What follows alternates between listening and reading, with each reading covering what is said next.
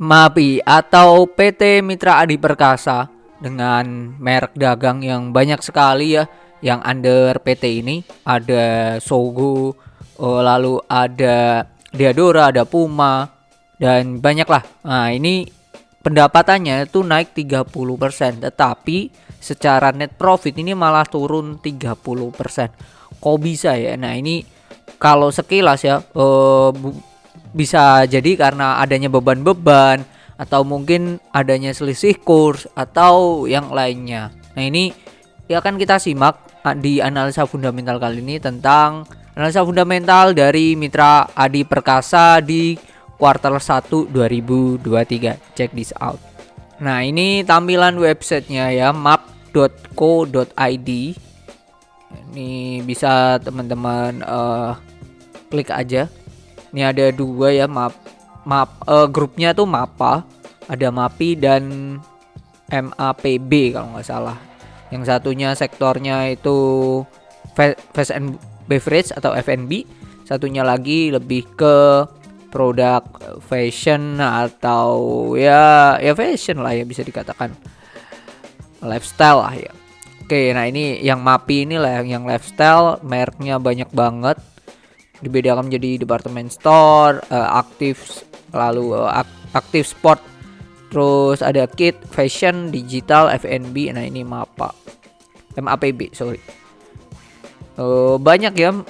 Kalau MAPI sendiri ya, Champion. Nah, ini merek mulai Champion, Puma, Reebok, Sportation, Converse, nama-nama NB, Adidas, Skechers, Airwalk, Crocs, Diadora, bahkan sponsori Arsenal, Liverpool, Foot Locker, banyak banget lah. Ini merek-merek terkenal juga, Adidas. Terus di kitnya ada Lego, Bandai, Transformer, Planet Kids, Marvel, banyak banget nih di sini. Fashion kita lihat ya, ada Zara, Osho, Mango, Mark, Nautica, SWAT, Swiss Made, ya ini Swiss ya. Zara Home, banyak juga ya, banyak banget. Oh, Calvin Klein ini juga punyanya si merek dagangnya si MAPI ternyata. Digital, nah ini Digital Map dan kawan-kawan. Oke, ini ya secara tampilan dari websitenya sendiri. Nah, ini laporan keuangannya di mana? Nah, ini laporan keuangannya ya di hasil akhir. Tuh laba per lembarnya itu hanya 24. Sebelumnya 35 kalau dibandingkan di 2022 kuartal 1. Atau kalau dalam nominal rupiah itu berarti 404M, sebelumnya 583M. Nah, ini gede banget nih. Gede banget penyusutannya ya, 30%. Padahal nah ini di sini pendapatan bersihnya atau revenue-nya, net revenue-nya itu naik 30% juga loh. Nah, ini yang bisa dikatakan kok bisa ya? Kok bisa? Padahal kalau kita cek dari pendapatannya sendiri itu semuanya naik. Penjualan eceran dan grosir naik, komisi penjualan konsinyasi atau bagi hasil ya ini ya. Ibaratnya konsinyasi itu istilahnya atau analoginya nih ya. Misal nih saya penjual, si A atau disebut saja Budi, Bapak Budi ini mau jual di gerai saya. Nah, saya bayarnya nanti belakangan kalau produknya laku. Nah, itu konsinyasi. Terus pendapatan sewa dan jasa pemeliharaan dan lain-lain. So far semuanya naik sih. Yang paling dikit ya pendapatan sewa ya kenaikannya gitu, tapi semuanya naik, which is good gitu. Nah, kalau sudah kita hitung sampai laba kotor ini pun masih naik loh dibandingkan kuartal 1 2022. Sampai situ udah. Nah, beban penjualannya, nah ini gede banget nih. Beban penjualannya itu 20 berapa juta miliar, 2,2 T. 2,2 T. Sedangkan sebelumnya hanya 1,5 T. Naiknya hampir 700 M sendiri. Kalau di jumlah beban usahanya itu naik 2,6. Sebelumnya 1,9 atau 2 doang. Ya, ini dalam juta ya, juta, miliar, triliun. Jadi laba usahanya hanya 664 miliar. Nah, tetapi sampai sini operating income-nya ini masih naik loh dibandingkan tahun sebelumnya. Nah, ini yang kita cek ya. Sampai sini berarti tidak ada masalah hasilnya. Beban keuangan meskipun di sini juga besar ya, beban penjualnya gede banget nih. Beban keuangannya ini naik. Nah, ini keuntungan atau kerugian penghapusan penjualan aset tetap. Ini naik. Terus ini enggak ada. Nah, ini hal yang membuat sebelumnya bisa dikatakan untung besar itu karena adanya poin ini. Gain on disposal of association atau keuntungan atas pelepasan entitas asosiasi.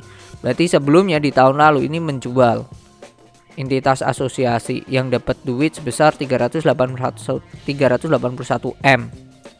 Nah, jikalau hal itu dikurangi, kita hilangkan dari sebelumnya 789 388 dikurangi 381 388. Aslinya tahun lalu itu income before tax-nya itu hanya sebesar 408 miliar. Hanya segitu loh. Tapi jadi membengkak jadi besar 789 something karena ya ini ada keuntungan dari penjualan asosiasi gitu. Oke, sampai sini kita lihat ada lagi nggak yang kiranya membuat labanya kok gede banget. Nah, ini selisih kurs dan penjabaran ya ini. Selisih kurs berarti ini dalam pencatatan.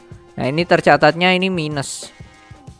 Jadi waktu dicatat secara laporan keuangan dia bisa dikatakan ada ya secara akuntansi lah ya, ada akuntansi adanya penurunan. That's why ini jadi minus 59 M gitu.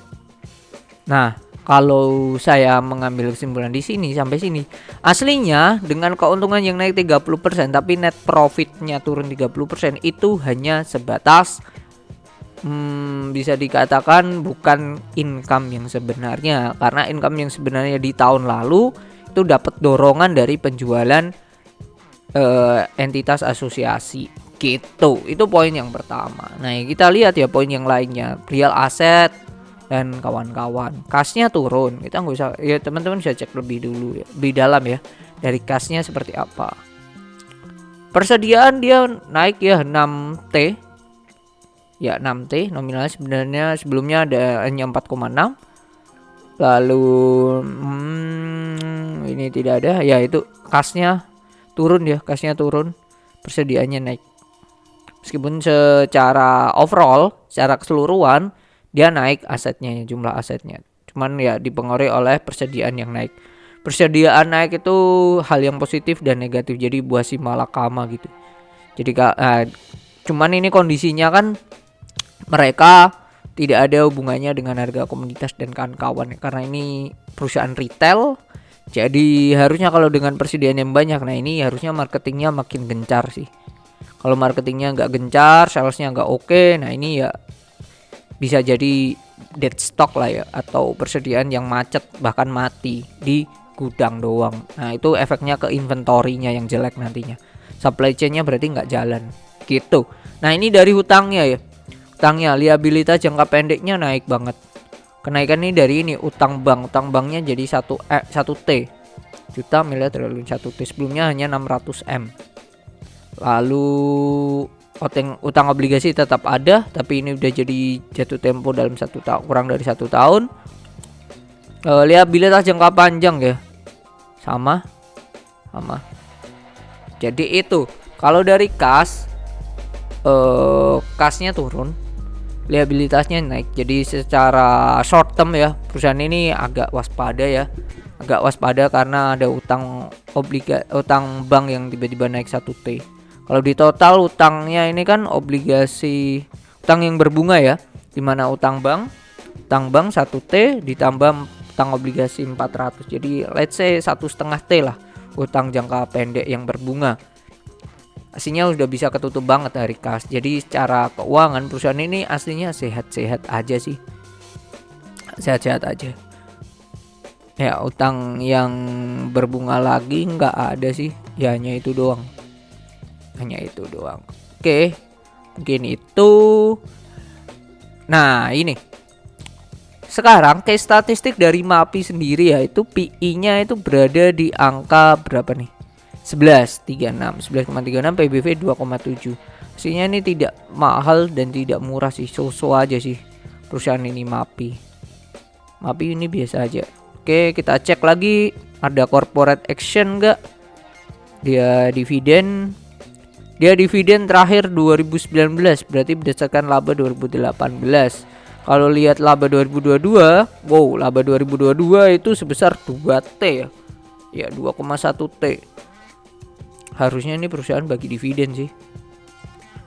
2T. Ya, kalau saya lihat besar kemungkinan dibagi dividen. RUPS di bulan Juli ya seringnya ya. Nanti Juli. Oke, kalau kita hitung ya, besarnya dividen kemungkinan yang ia dapatkan kalau bagi adalah kita hitung DPA, dividen payout rasionya berapa. Dividen payout rasionya jarang banget ya, soalnya jarang. Jadi di strip ya. Jadi di strip. Oke, ini nggak bisa ngitung di sini. Oke, jadi agak rancu ya, karena tidak sering bagi dividen, tetapi possible ya untuk dia bagi dividen nantinya di 2022 saat RUPS. Karena labanya kalau kita bandingkan ke 2021 dan 2020 pastinya laba 2022 ini gila banget. Dia stabil di 450M tiap kuartalnya. Jadi itu potensi adanya bagi dividen di RUPS itu besar. Jadi itu, nah secara kesimpulan dengan kenaikan revenue tetapi net profitnya turun 30%, kita lihat ya nanti di respon pasar, let's say di bulan Mei ya, karena Mei ada istilah sell on May and go away. Nah itu kita lihat, kalau ya MAPI ikut dibanting, it's time to buy. Karena setelah kita cek tadi, aslinya harusnya net profitnya itu bisa dikatakan net profit sekarang kuartal 1 itu lebih bagus dibandingkan kuartal 1 2022. 2022 terlihat tinggi karena adanya keuntungan dari jual entitas asosiasi. That's it. Cuman kalau kondisi sekarang masih nanggung lah ya. Masih nanggung secara keuangan meskipun hutangnya naik, tapi perusahaan tetap oke. Jadi ya kalau turun silakan dikoleksi. Jadi itu turun ke berapa? Nah itu bisa dikatakan preferensi dari Bapak Ibu sekalian atau teman-teman sekalian. Jadi itu semoga bermanfaat dan sudah tahu ya kenapa kok terlihat MAPI ini turun secara net profitnya sebesar 30%. Semoga bermanfaat video kali ini. See you on the next video. Bye bye.